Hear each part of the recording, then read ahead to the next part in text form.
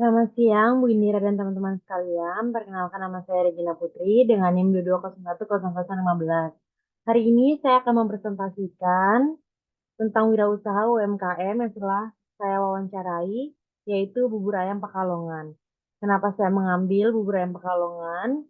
Yang pertama adalah bubur ayam ini adalah salah satu topik yang sangat menarik untuk dibahas, karena biasanya kita sering mendengar orang membahas topik tentang bubur ayam diaduk apa nggak diaduk gitu kan. Nah, saya terpikirkan kenapa saya nggak ngambil bubur ayam Pekalongan saja gitu. Dan kebetulan bubur ayam Pekalongan ini persis sekali yang jual adalah tetangga samping rumah saya.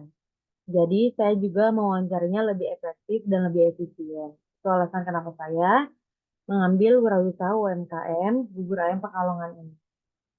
Dan mari kita bahas hari ini sebagai tugas ujian akhir semester 7 ini.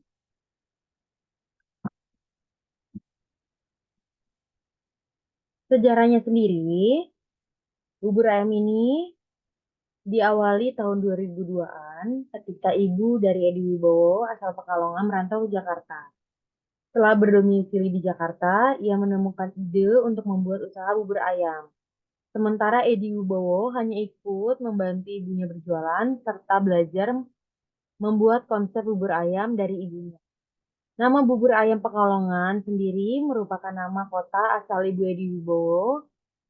Tempat pertama kali usaha bubur ayam ini adalah di Cipinang Indah, Jakarta. Nah, pada tahun 2006, Kang Edi Wibowo ini memulai usaha bisnis sendiri dan tidak lagi bersama ibunya karena ibunya telah tiada. Nah, sehingga Edi Wibowo ini pindah ke daerah rumah tinggal saya, yaitu ke Tegangan Selatan, Jakarta Selatan, bersama 5 orang teman perantaunya. Nah, jadi 5 orang teman perantaunya ini itu nggak semuanya jual bubur ayam. Ada dua itu jual es selendang mayang. Nah, tiganya ini mereka membuat bubur ayam, tapi mereka berusaha tiga-tiganya ini usaha sendiri, lokasinya beda, punya gerobak sendiri, modalnya sendiri gitu. Memang idenya aja yang sama, tapi sisanya dari usahanya, dari modalnya, dari hal-hal lainnya itu mereka sudah berbeda, 3 orang ini. Dan usaha ini masih ada berdiri sampai sejak saat ini. Next, selanjutnya adalah aspek pemasarannya. Nah, strategi pemasaran pertama ini nggak ada strategi khusus, yaitu hanya memanfaatkan konsumen yang melewati Jalan Kolombo. Setiap pagi yang menyukai sarapan bubur. Jadi konsumen langsung menuju ke tempat makan bubur ayam ini. Lalu, kedua adalah persaingannya. Sangat jelas, pihak yang menjadi pesaing usaha ini adalah pertama dari usaha kuliner yang sejenis, yaitu bubur ayam. Karena nggak mungkin di daerah Petukangan ini cuman bubur Kang Edi aja, pasti banyak bubur-bubur yang lain kan. Nah, lalu kemudian di lokasi usaha Kang Edi ini tepat sekali bersebelahan langsung dengan usaha nasi uduk dan soto yang sudah pasti di mana konsumen pasti mau memilih untuk makan di mana. Jadi di gerobak Kang Edi ini di sebelahnya itu adalah tukang nasi uduk, ibu-ibu, di depannya adalah kayak toko di situ jual soto. Nah, sebenarnya ini tidak menjadi pesaing yang sangat berat karena banyak orang kan bisa memilih mau makan di mana. Mungkin ada orang yang nggak suka soto, mau makan bubur, ayam, seperti itu. Yang ketiga adalah segmen pelanggannya, di mana lokasi usaha ini berdekatan dengan sekolah dan jalan umum. Yang membuat rata-rata pelanggan yang membeli bubur ayam ini adalah mayoritas pelajar anak sekolah dan pekerja. Ada juga pelanggan-pelanggan yang seperti saya ini yang sudah lama makan di sini dan hanya sekedar menyantap sarapan bubur ayam. Jadi memang bubur ayam Kang Edi ini di jalan umum gitu dan dekat sekolahan, dekat masjid juga. Jadi orang pasti lalu lalang setiap paginya untuk beraktivitas. Memang kebanyakan adalah pelajar dan pekerja seperti itu. Selanjutnya adalah marketing mix-nya. Sebenarnya harga per satu mangkuk ini adalah 6.000. Nah, satu sateannya, tepung-tepungnya itu, satu tusuknya itu 2.000 dibikin Kak Edi. Nah, lalu tepat jam kerjanya ini itu di jam 6 sampai jam 11. Tapi kalau misalkan lebih cepat habisnya itu di jam 10. Tapi kalau paling lama habisnya memang di jam 11 siang. Nah, saluran distribusi sebenarnya untuk promosi ini tidak ada melalui kayak media online, iklan, GrabFood, ShopeeFood, Gojek, gitu-gitu nggak ada.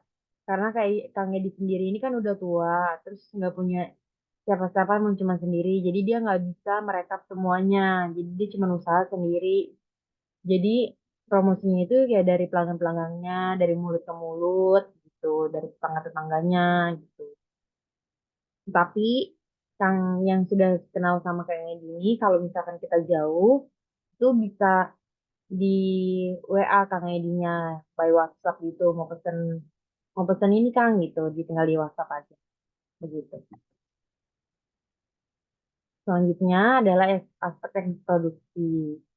Kenapa saya eh, bilang kalau usaha ini sangat menjanjikan karena di mana bahan-bahan bakunya itu sangat mudah ditemukan. Nasi dan ayam itu adalah salah satu bahan pokok makanan manusia sehari-hari. Nggak mungkin manusia nggak makan nasi, apalagi orang Indonesia. Jadi nggak mungkin usaha ini kehabisan produksi karena ayam dan nasi adalah salah satu bahan pokok makanan yang sering kita makan, apalagi di Indonesia kan. Nah, produksinya itu tekniknya yang pertama itu adalah berasnya kan dicuci, habis itu dimasak dengan api yang kecil, diaduk-aduk terus terus ditambahin air. Nah, airnya itu kita ditaker kalau memang buburnya itu sudah encer, itu tidak perlu lagi dikasih air. Tapi kalau misalkan dia masih kental, itu perlu dikasih air. Lalu dimasukkan santan, garam, dan cara tahu bubur itu masak apa enggak, itu ketika dia sudah meletup-meletup. Nah, kalau dia sudah meletup-meletup, berarti itu tandanya sudah matang, itu sudah bisa diangkat. Nah, terus untuk ayamnya gimana? Ayamnya setelah dibersihkan itu diungkep dengan bumbu ungkep kan ada bumbu ungkep. Nah, habis itu digoreng ayamnya. Setelah digoreng, diangkat. Nah, setelah matang dan diangkat itu didinginkan dulu, didinginkan baru disuir-suir ayam. Sama juga kayak sate-sateannya, kayak sate usus, ampla, terus telur puyuh. Nah, itu juga diungkep, dibersihkan dulu baru diungkap. Lalu harus habis itu diberikan bumbu kuning. Lalu ditusuk-tusuk. Nah, terus cara penyajiannya ya dituangkan bubur, ditambahkan lada, kecap, dan kuah kuning.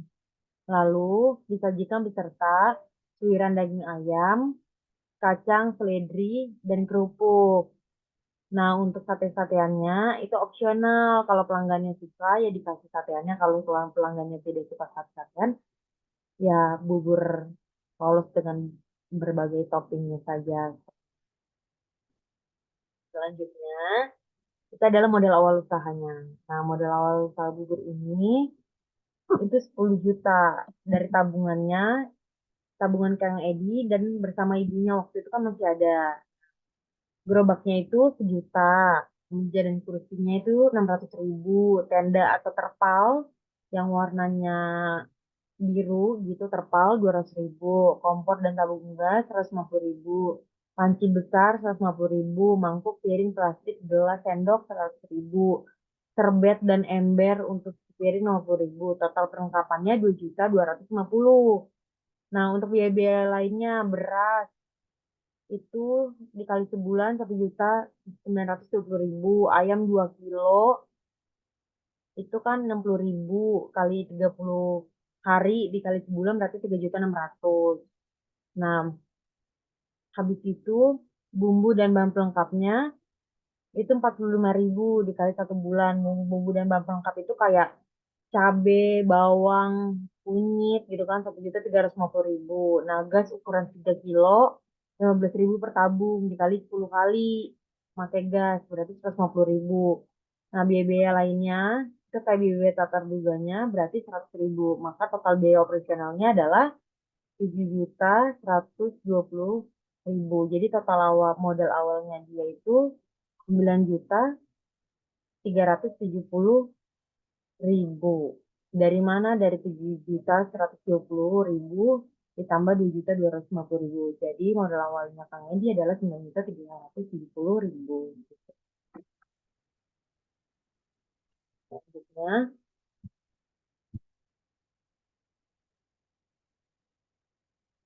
aspek keuangannya. Nah, ini ada permintaan dan penawaran. Dari usaha ini biasanya 100 porsi dalam sehari. Nah, permintaan pasar atau penjualan produk ini hanya sekitar 80 porsi per harinya. Nah, hal ini sedikit lebih rendah dari perkiraan penawaran yang ditargetkan. Target pasar dari produk yang diinginkan oleh pemilik yaitu sesuai dengan penawaran pasar yaitu 100 porsi per harinya. Biasanya Kang Edi tuh netapin 100 porsi per hari, tapi biasanya nggak sampai 100 porsi, cuma 80 porsi gitu. Nah, tingkat keuntungan dan omset penjualan bubur ayam Pekalongan ini 80 porsi dikali 6.000 berarti kan 14.400.000. Pemasukan lain-lainnya kayak penjualan sate 30 tusuk dikali 2.000 dikali 1 bulan. Berarti 1.800.000. Minuman. Minumannya itu cuman teh. Cuman teh. Nah, itu dikali 2.000 kali 30 hari. 1.800.000. Minuman itu dia nyediain aqua sama teh. Minuman teh.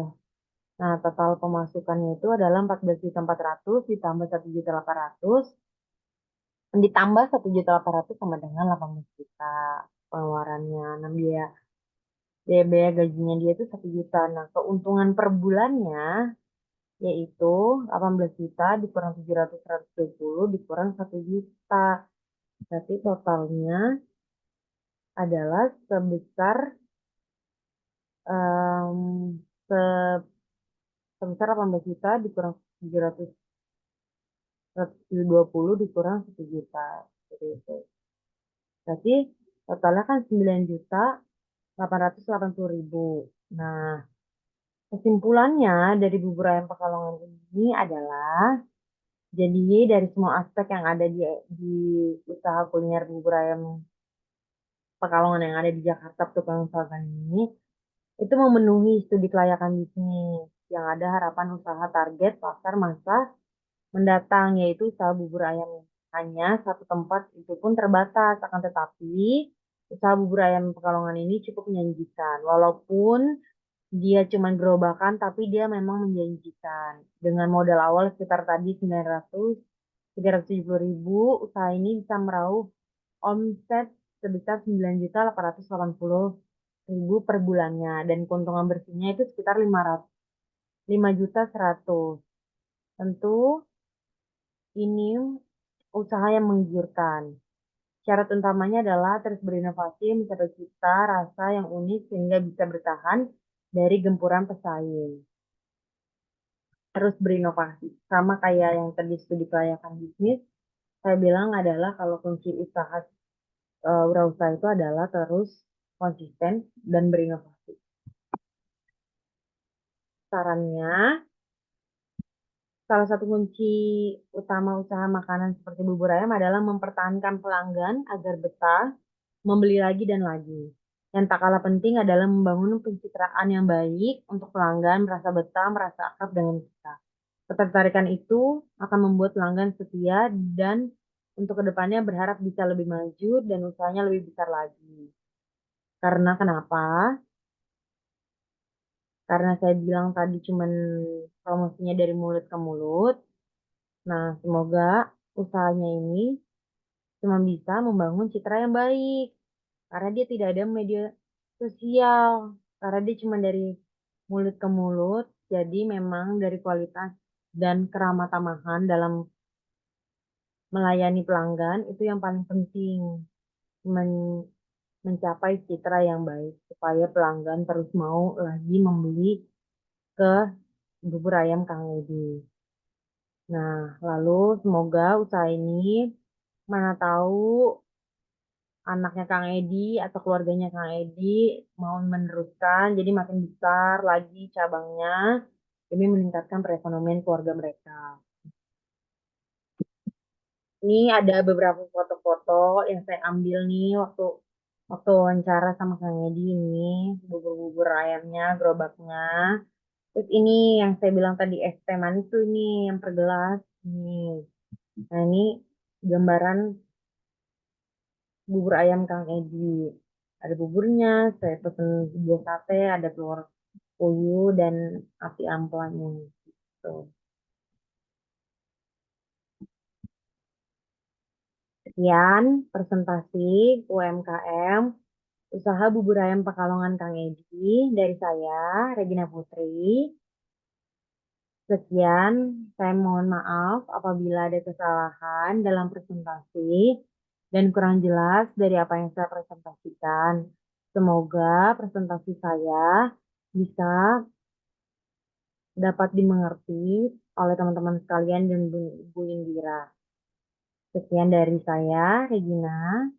Terima kasih dan selamat siang.